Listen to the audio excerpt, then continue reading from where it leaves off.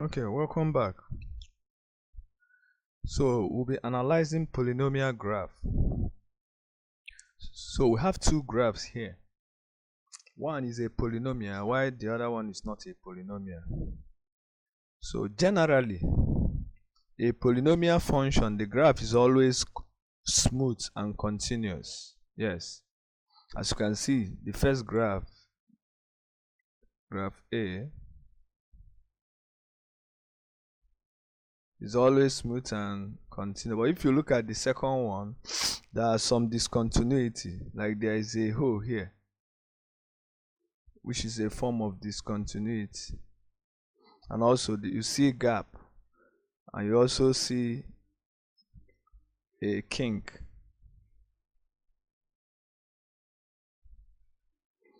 So this is not a polynomial graph, so not a polynomial. Why this one? The first one is a polynomial because it's always smooth and continuous. So once you see a polynomial graph, you will know. So let's now look at what we call a power function. This is a special type of polynomial function. So we call it power function. So generally we have two graph of power function. So one is when it is greater than, that's when the power, that's what power function is, any function of the form y equals x raised to the power n. So this is a power function.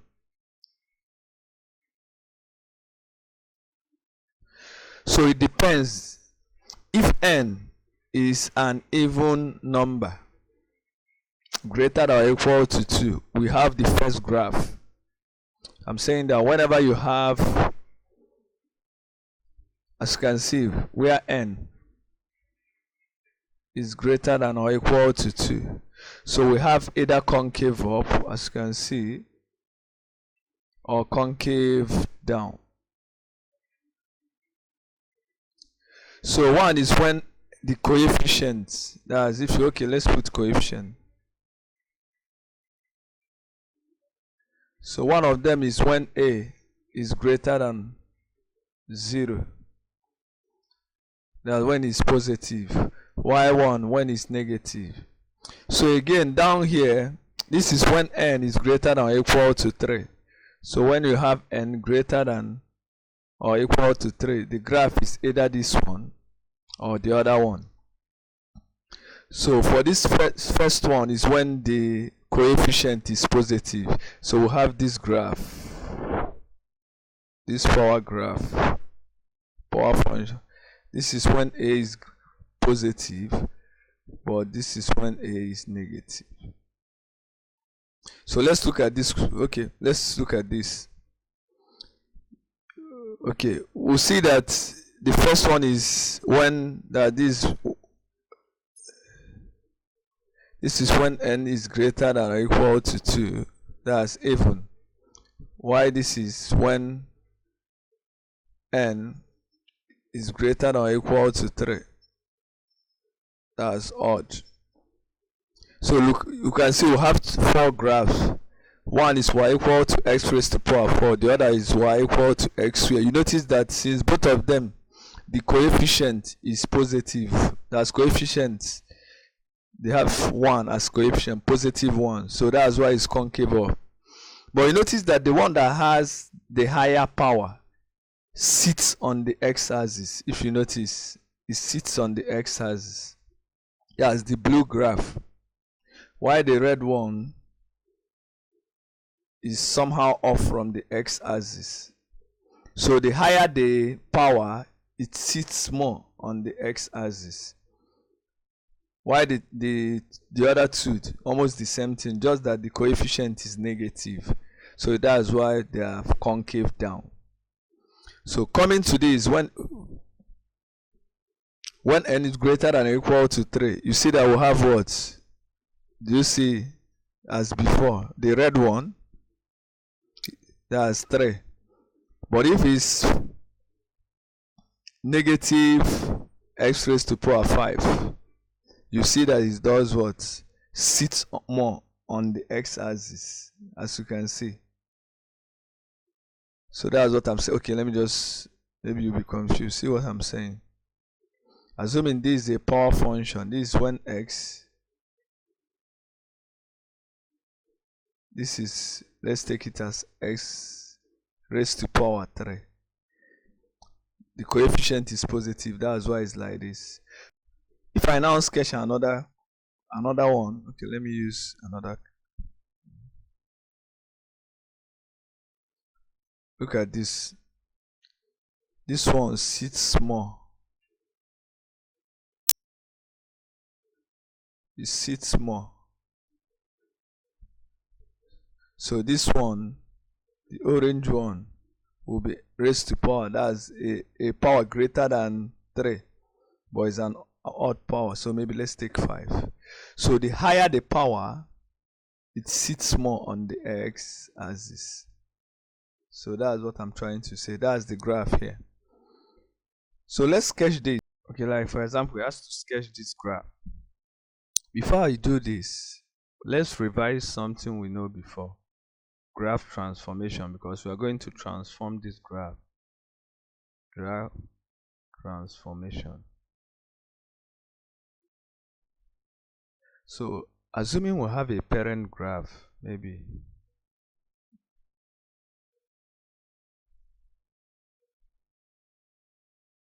you have something like, just let's use any graph, maybe this is the parent graph.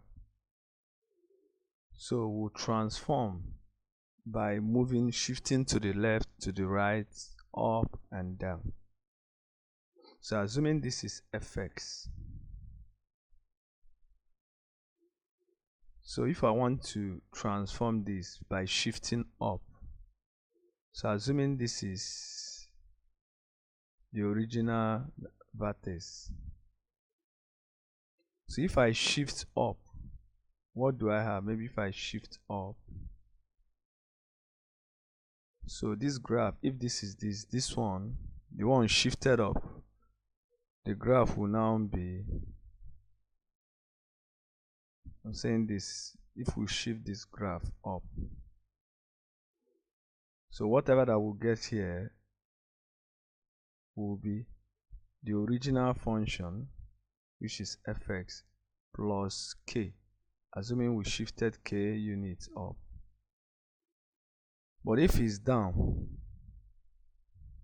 that same function, but you shifted down, we now, what we have is minus k. So up is plus, minus is down. So again, if we decide to shift that same graph to the left or to the right, so I shift maybe to the, I shift to the left, or I shift to the right. So assuming this is f of x, this green one is f of x. If this one is f of x, the one here will be fx minus, assuming you shifted k units, maybe from here,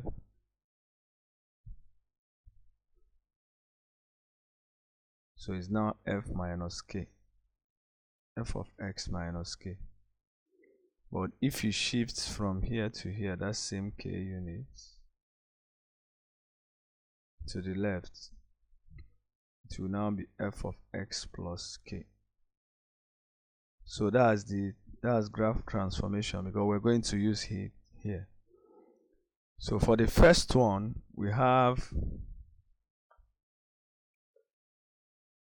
look at this. So we are given the first graph. Okay, let me just copy.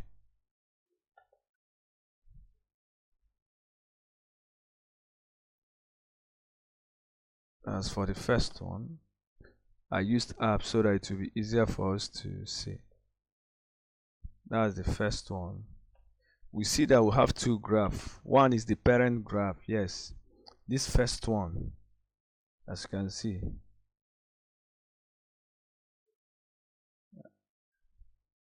that's the parent graph. Remember, when the coefficient, because we can write this as minus s raised to 4 or 7 plus 2. So the coefficient of x is negative. That's why it's like this, the shape. If it's negative, it will be the other way around. So, but we now shift this parent graph up by 2 units. So do you see it? We now move up, assuming here is 2. So that's the next graph. So we'll move 2 units. So that's it. So we'll sketch the first one. Why the second one?